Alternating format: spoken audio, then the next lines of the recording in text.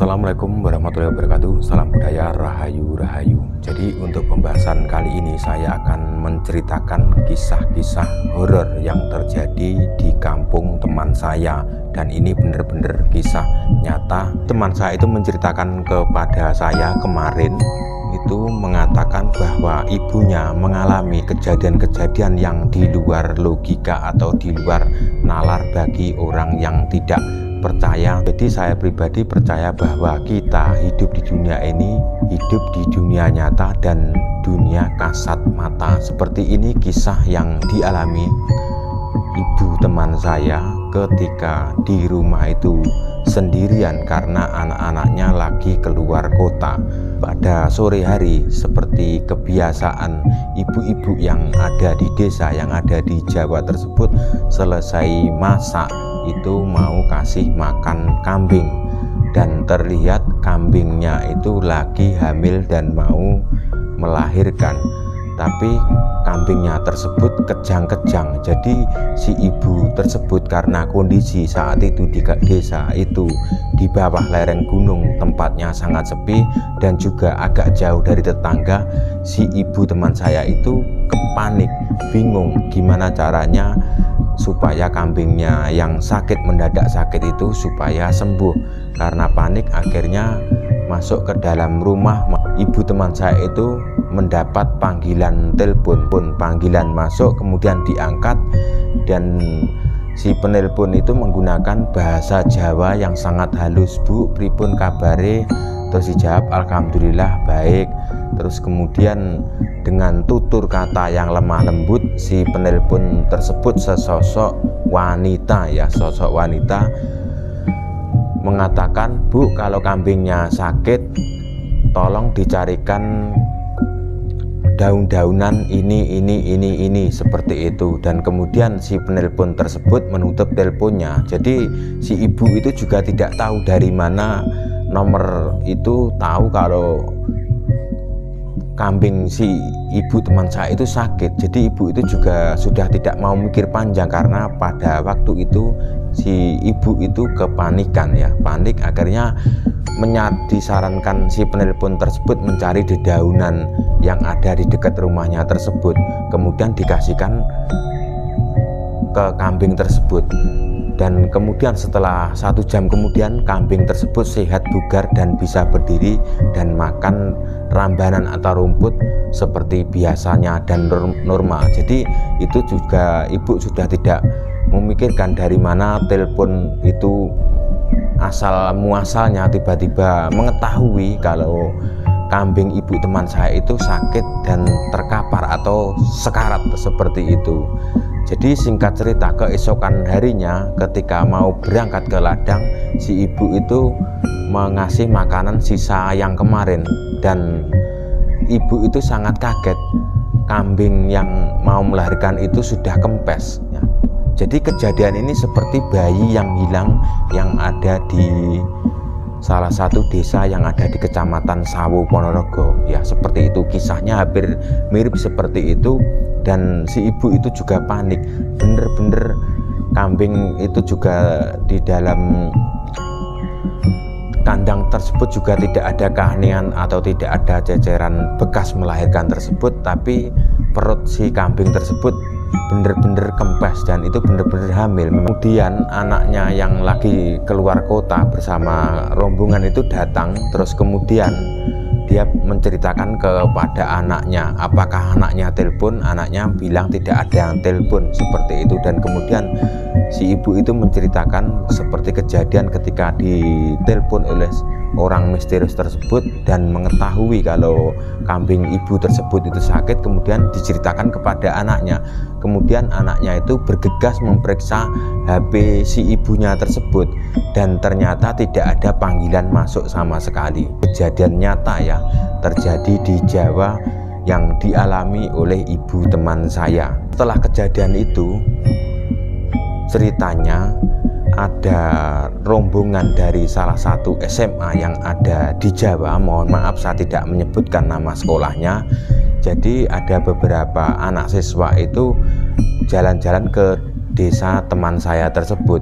kemudian survei mencari tempat penginapan. Jadi oleh warga disarankan untuk menginap di rumah kosong yang sudah tidak ditinggali oleh pemilik rumahnya, karena pemilik rumahnya, kata teman saya, sudah pindah ke kota lain bersama anak-anaknya. Jadi rumah tersebut dikosongkan sudah lama banget katanya, tapi masih kondisi bersih, layak untuk ditinggali. Jadi rombongan sekolah yang dari Jawa tersebut itu mau melakukan camping-campingan atau sekedar liburan.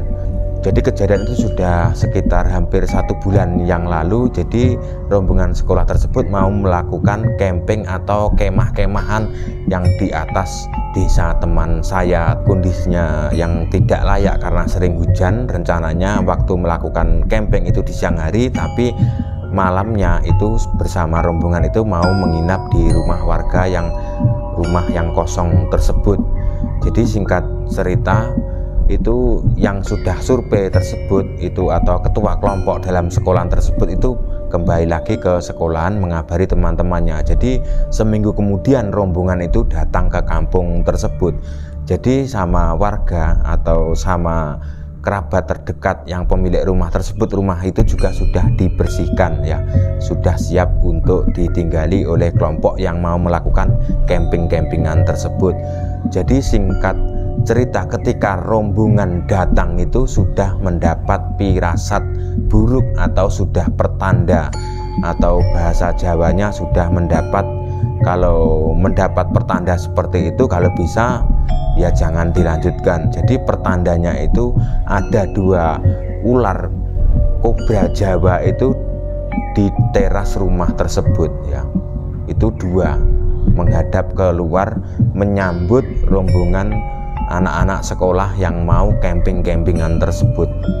Para rombongan siswa itu takut, akhirnya minta bantuan warga sekitar yang ada di situ untuk menyingkirkan ular tersebut. Setelah disingkirkan ular tersebut, kemudian rombongan itu masuk ke dalam rumah. Ini belum sempat camping, masuk dalam beberapa rumah, istirahat beberapa jam, kemudian terjadi kesurupan massal di situ. Jadi lebih dari 5 orang itu kesurupan mendadak ya di dalam rumah kosong tersebut. Akhirnya semua siswa yang rombongan tersebut itu panik ya.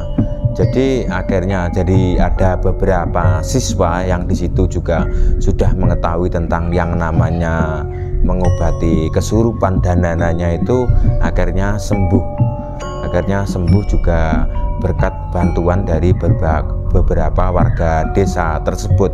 Karena yang kesurupan itu tidak hanya 1, lebih dari 5 orang menurut cerita yang dikatakan oleh teman saya. Jadi akhirnya para rombongan itu gagal untuk camping yang ada di kampung tersebut. Ketika saya tanya apakah di kampung Sampane tersebut itu sering kejadian seperti itu, tidak. Seperti kejadian yang dialami ibunya itu juga tidak ada, dulunya tidak ada, cuma akhir-akhir ini sering ada kejadian-kejadian seperti itu ya.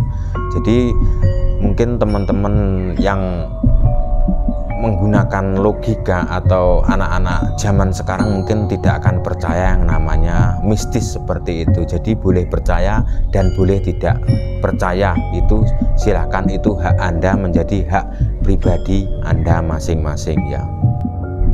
Jadi menurut kepercayaan yang ada di Jawa, ketika rumah tersebut sudah dikosongkan lebih dari 3 bulan tersebut, itu boleh percaya boleh tidak percaya, biasanya itu sudah ditempati oleh makhluk lain atau makhluk halus. Karena mengetahui rumah atau bangunan tersebut sudah tidak ditinggali, makanya diambil alih oleh orang makhluk halus tersebut. Itu boleh percaya dan boleh tidak percaya. Ini yang menjadi kepercayaan yang ada di Jawa. Mungkin setiap daerah yang ada di Indonesia mungkin hampir sama.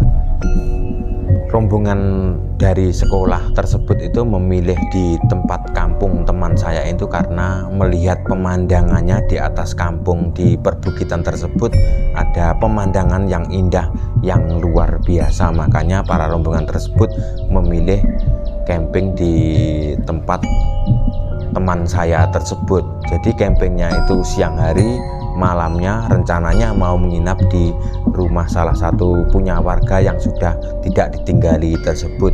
Tapi karena awalnya aja sudah mendapat firasat seperti itu, disambut 2 ekor ular kobra Jawa seperti itu, makanya itu sebenarnya sudah pertanda atau sudah tidak mendapat izin dari wilayah tersebut. Seperti itu. Mungkin di tempat lain pernah kejadian yang seperti yang dialami oleh rombongan anak-anak sekolah tersebut, mungkin ada kejadian seperti itu.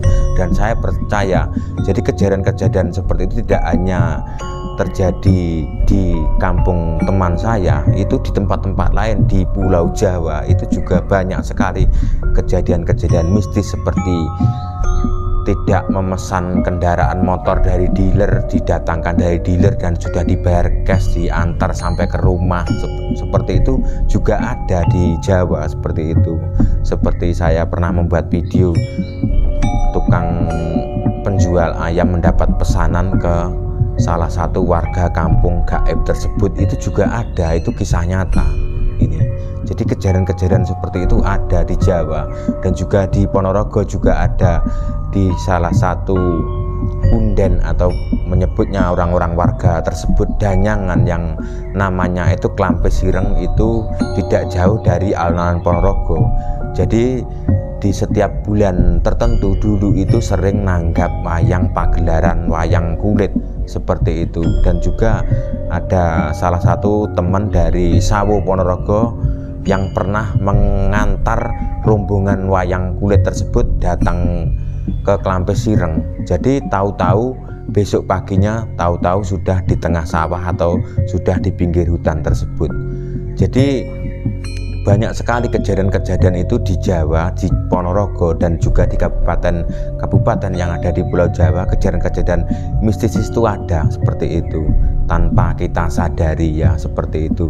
Jadi yang namanya mistis itu ada. Bagi saya percaya saya itu hidup di dunia nyata dan ada di dunia lain atau dunia kasat mata yang bersebelahan dengan kita, seperti itu. Makanya sejak zaman dulu ketika saya masih kecil itu sering mendapat pesan dari orang-orang tua zaman dulu ketika mau kencing di dalam perjalanan, di pinggir jalan atau di tempat-tempat sepi di pinggir desa atau di mana saja, itu disarankan untuk bilang nyuwun sewu, artinya permisi, ya.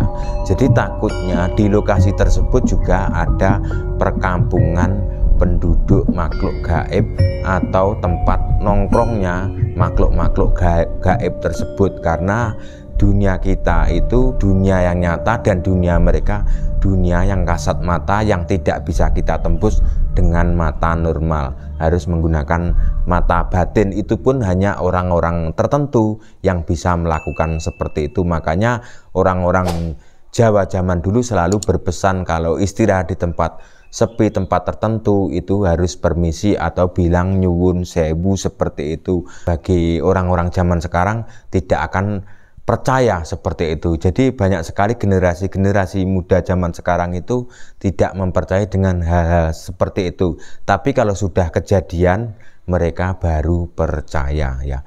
Jadi cukup sekian konten saya. Jika ada salah kata yang menyinggung perasaan panjenengan semuanya, saya minta maaf yang sebesar-besarnya. Salam budaya Nusantara.